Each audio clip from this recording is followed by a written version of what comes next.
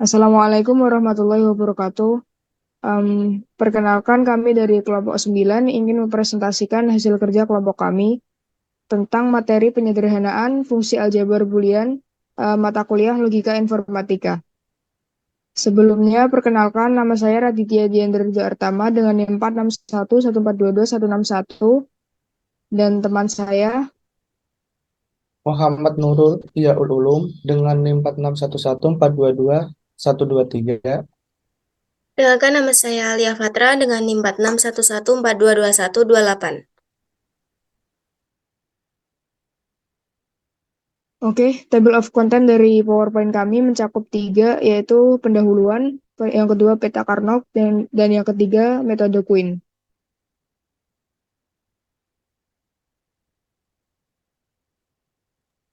Oke, di sini ada yang pertama ada pendahuluan.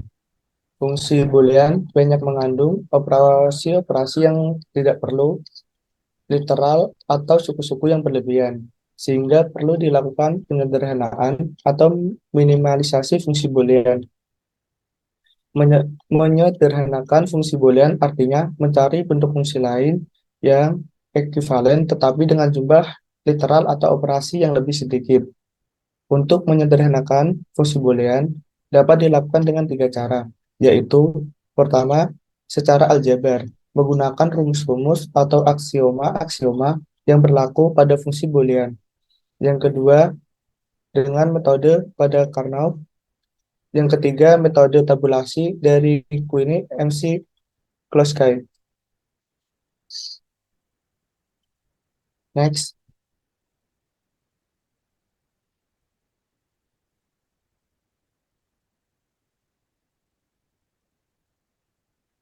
oke,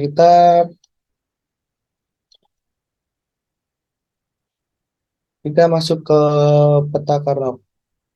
Peta Carnot atau Carnot Map atau KMap adalah suatu teknik penyederhanaan ekspresi aljabar Boolean dengan cara pemetaan yang ditemukan oleh seorang ahli fisika dan matematika bernama Maurice Carnot pada tahun 1953.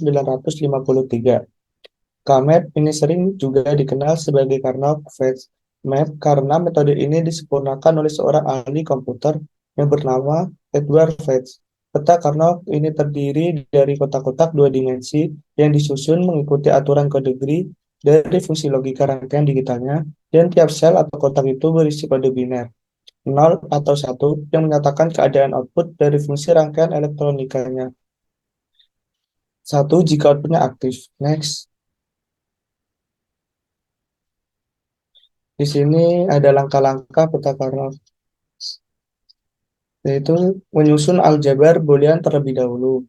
Yang kedua, menggambar rangkaian digital. Yang ketiga, membuat tabel kebenaran. Yang keempat, merumuskan tabel kebenaran.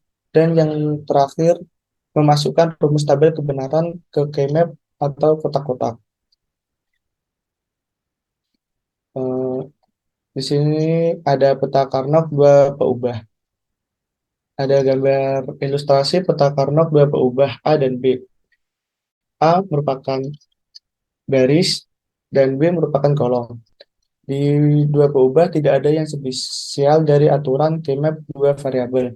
Anda bisa menulisnya 0 kemudian 1 sesuai contoh atau 1 kemudian 0. Di sini ada tabel kebenaran. Jika A0, B0 maka hasilnya 1. Jika A0, B0 maka hasilnya 1. Jika A1, B0 maka hasilnya 1. Dan jika A1, B1 maka hasilnya 0. Di samping tabel kebenaran ada hasil Kmap-nya. Jika kolom A 0 garis B 0 maka hasilnya 1. Jika garis A 0 B 1 kolom hasilnya 1. Jika A garis 1 maka B 1 hasilnya 1. Jika A 1 B 0 maka hasilnya 1. Next.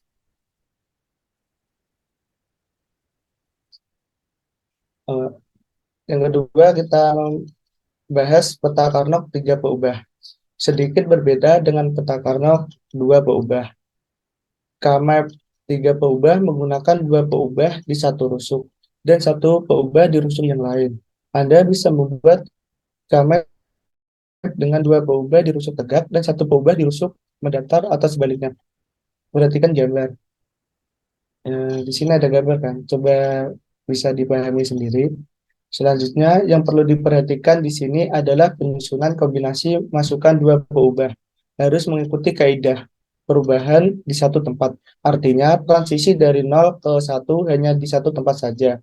Sebagai contoh, kombinasi masukan dari 01 menjadi 11. Transisi yang terjadi pada kombinasi ini hanya pada masukan A, dalam kurung dari 0 menjadi 1.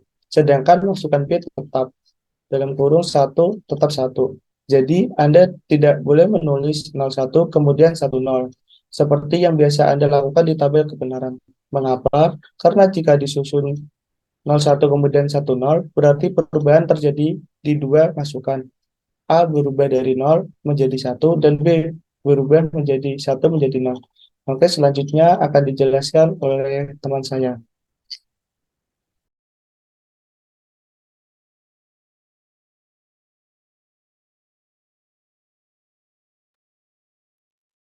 Baik, melanjutkan yang tadi dijelaskan oleh teman saya Ulum tentang peta Carnot tiga peubah. Di sini saya akan melanjutkan seperti pada Carnot map atau Kmap 2 peubah. Isi sel dari Kmap 3 peubah juga berisi result atau hasil dari tabel kebenaran. Contohnya ini ada dua tabel, ada third tabel dan key tabel. Yang tertabel itu ada 4 kolom, yaitu ada A, B, C, dan result atau hasil. Yang mana jika A-nya 0, B 0, C 0, maka hasilnya 1. Kemudian juga selanjutnya jika A 0, B 0, C 1, hasilnya 0. Kemudian jika A 0, B 1, C 0, hasilnya 0. Kemudian jika A 0, B 1, C 1, hasilnya 1. Hingga A 1, B 1, C 1, hasilnya 0. Nah, pada tabel sampingnya atau Carnot map, key map pada tabel sebelah kanan itu ada AB garis miring C, yang mana itu AB untuk kolom pertama dan C untuk kolom selanjutnya. Yang mana di sini jika AB-nya 00, C-nya 0 sama dengan 1 hasilnya. Jika AB-nya 01, C-nya 0, hasilnya 0. Jika AB-nya 11, C-nya 0, hasilnya 0. Jika AB-nya 10, C-nya 0, hasilnya 1. Kemudian juga jika AB-nya 0, C-nya 1, hasilnya 0. AB-nya 01, C-nya 1, hasilnya 1. AB-nya 11, C-nya 1, hasilnya 0. AB-nya 10, C-nya 1, hasilnya 0. Demikian juga dengan yang tabel bawahnya. Yang A itu di kolom pertama dan BC itu di kolom selanjutnya. Jadi bedanya dengan tabel yang di atasnya itu, jika yang tabel di atas ini, itu yang kolom AB ini yang di kolom pertama. Kemudian yang ini C. Nah, jika yang ini, yang bawahnya itu yang kolom AB yang satu, yang BC yang kolom selanjutnya. Hasilnya seperti pada tabel. Kemudian untuk Kmap 4 peubah, kita dapat masukkan 2 peubah di rusuk tegak dan 2 peubah di rusuk mendatar. Seperti contoh pada gambar, sebenarnya sama dengan yang 3 peubah dan 2 peubah tadi, cuman bedanya ini kolomnya ditambah. Jadi jika tadi ini ada A, B, C dan hasil, ini ada A, B, C, D dan hasil. Demikian juga dengan Carnot map 4 peubah. Yang mana ini di kolom pertama ada AB, yang mana dua ini kan A dan B. Kemudian di kolom-kolom selanjutnya ada C, maka hasilnya 1 hingga jika AB 1, 0, CD-nya 1, 0, hasilnya 0. Baik, lanjut ke midterm. Daerah midterm adalah sebuah daerah di mana di dalam Kmap yang berisi nilai 1 yang bertetangga. Akan dijelaskan dengan contoh selanjutnya. Di sini, keanggotaan sebuah daerah midterm bisa berisi 2 pangkat N, di mana N ini bernilai 0, 1, 2, 3, dan seterusnya. Sehingga keanggotaan wilayah midterm bisa 1, 2, 4, 8, 16, dan seterusnya. Ini merupakan pangkat dari N-nya. Jadi jika misal 2 pangkat N, 2 pangkat 1 berarti 2, 2 pangkat 2 berarti 4, dan selanjutnya gitu. Melukiskan daerah midterm bisa secara vertikal, atas bawah atau horizontal kiri kanan, tetapi tidak bisa secara diagonal. Nah, ini adalah contoh midterm. Contoh daerah midterm untuk Carnot map dua peubah adalah sebagai berikut. Ini ada 3 tabel, yaitu tabel A, B, C, dan D. Yang mana A, karena nilai 1 hanya ada 1, maka daerah midtermnya juga ada 1. Yang B, nilai 1 ada di 2 tempat atau sel, tetapi mereka bertetangga secara diagonal. Maka angka-angka 1 tersebut tidak bisa menjadi satu wilayah midterm. Yang ketiga, ada yang C, tabel C, terdapat 2 wilayah midterm dengan masing-masing memiliki 2 anggota angka 1. Dan yang D, ini mirip dengan kasus poin B, yang mana ini ada 1, yang mana angka 1 tersebut, tidak bisa menjadi satu wilayah midterm karena mereka bertetangga secara diagonal. Oke, contoh selanjutnya yaitu ada sama sebenarnya, ada AB di kolom pertama dan CD di kolom-kolom selanjutnya. Yang mana saat AB itu 01 dan CD 11 itu kan ketemunya 1. Kemudian juga AB 11 saat CD 11 ketemunya juga 1. Begitu pula dengan AB 00 dan CD 10 ketemunya 1 hingga AB 10 CD 10 ketemunya 1. Nah, daerah midterm 1 yang berwarna biru itu kita masukkan yang konsisten di sisi baris, memasukkan AB adalah B, dan masukkan yang konsisten di sisi kolom adalah C, sehingga rumus fungsinya adalah BC. Kemudian daerah midterm 2 yang berwarna merah, kita masukkan yang konsisten di sisi baris, itu masukkan AB. Tidak ada semuanya, baik A dan B, maka tidak ada yang konsisten. Sedangkan masukan yang konsisten di sisi kolom adalah CD. Sehingga persamaan fungsi dari K-map di atas adalah F sama dengan BC ditambah CD. Perhatikan tabel kebenaran berikut ini. Nah, seperti halnya pada 4 peubah atau 2 peubah tadi, di sini kan juga sama. Ada A, B, C, D. Namun di sini, di kolom selanjutnya ditambah dengan BC, dan di kolom selanjutnya juga ditambah dengan CD. Kemudian di kolom hasilnya ada BC ditambah CD, sesuai dengan ini tadi. Rumus yang didapat dari persamaan fungsi K-map, yaitu F sama dengan BC ditambah CD. Baik, selanjutnya akan dijelaskan oleh teman saya, Lea.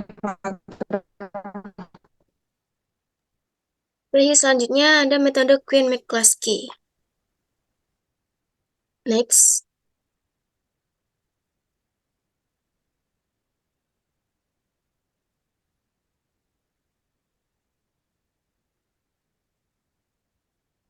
Next slide.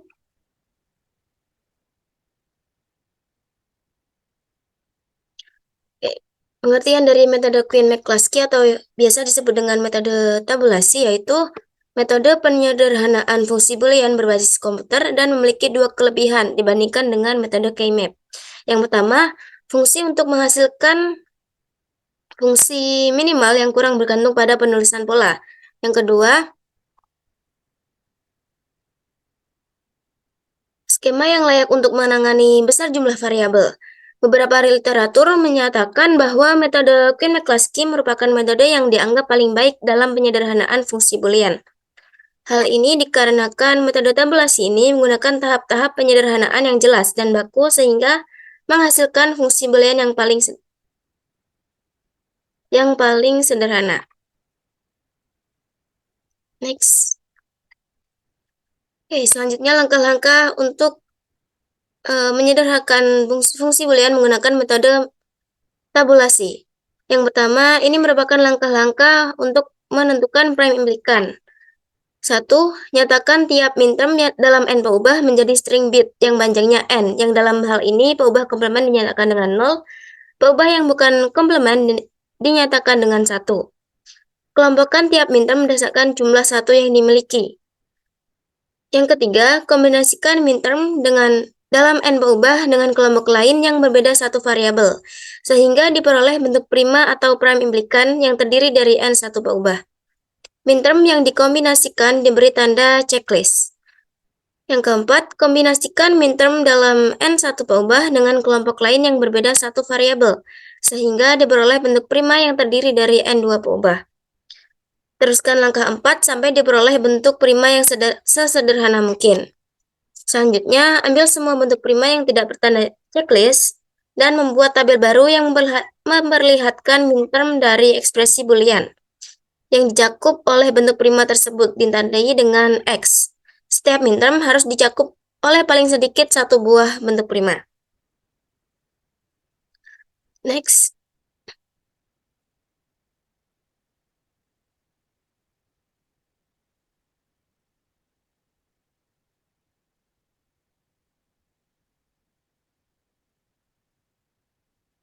Langkah yang terakhir, pilih bentuk prima yang memiliki jumlah literal paling sedikit namun mencakup sebanyak mungkin minterm dari ekspresi boolean semula. Hal ini dapat dilakukan dengan cara berikut. Yang pertama, tandai kolom-kolom yang mempunyai satu buah tanda X dengan tanda bintang. Lalu beri tanda checklist di sebelah kiri bentuk prima yang berasosiasi dengan tanda bintang tersebut. Bentuk prima ini telah dipilih untuk fungsi boolean sederhana. Yang kedua, untuk setiap bentuk prima yang telah ditandai dengan checklist, beri tanda minterm yang dicakup oleh bentuk prima tersebut dengan tanda checklist di bawah baris setelah bintang. Periksa apakah masih ada minterm yang belum dicakup oleh bentuk prima terpilih. Jika ada, pilih dari bentuk prima yang tersisa untuk mencakup sebanyak mungkin minterm tersebut. Ulangi langkah C, seluruh minterm sudah dicakup oleh semua bentuk prima. Metode Quine-McCluskey biasanya digunakan untuk menyederhanakan fungsi boolean yang ekspresinya dalam bentuk SOP atau SOP. Namun metode ini dapat dimodifikasi sehingga juga dapat digunakan untuk ekspresi dalam bentuk POS atau product of sum. Next.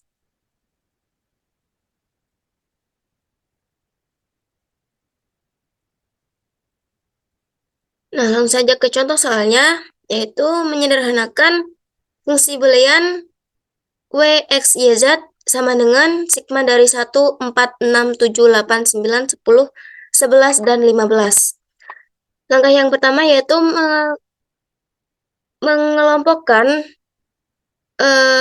kolom-kolom yang berdasarkan jumlah satu yang dimiliki. Pada kolom pertama ada yang beranggotakan 1, 4, 8, memiliki jumlah 1, 1, 6, 9, 10 memiliki jumlah 1, 2, 7, 11 memiliki jumlah 1, 3, dan 15 memiliki jumlah 1, 4. Kemudian di kolom B, ini mengkombinasikan minterm di grup 1 dengan grup 2. Grup 2 dengan grup 3 dan grup 3 dengan grup 4. Didapatkan hasil 19, strip 001, 46, 01, strip 0, dan seterusnya. Kemudian di kolom yang C, mengkombinasikan grup 1 di kolom B ini dengan grup 2. Grup 2 dengan grup 3 dan didapatkan hasil minterm 8, 9, 10, 11, 1, 0, strip, minterm 8, 10, 9, 11, 1, 0, strip.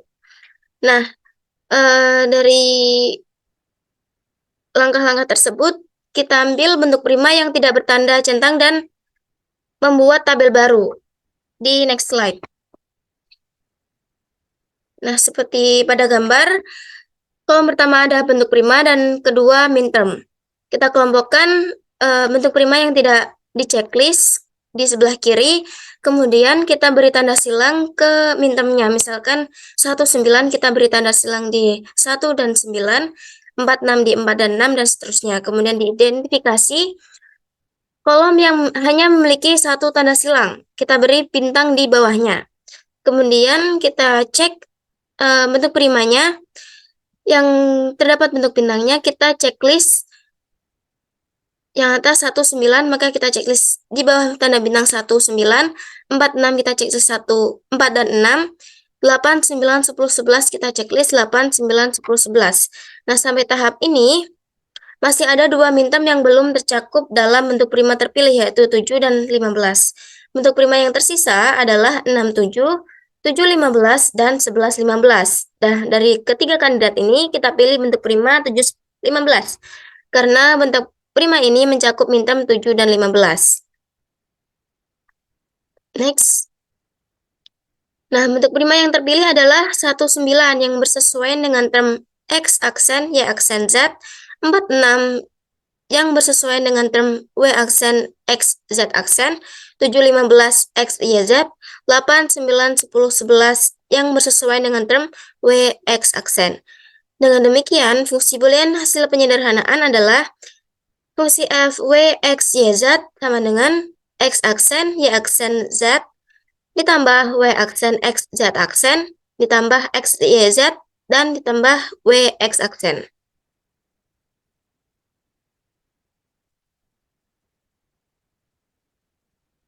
Demikian presentasi dari kelompok kami tentang penyederhanaan fungsi boolean. Mohon maaf apabila ada kekurangan. Kami dari kelompok 9 mengucapkan wassalamualaikum warahmatullahi wabarakatuh. Waalaikumsalam warahmatullahi wabarakatuh. Wabarakatuh.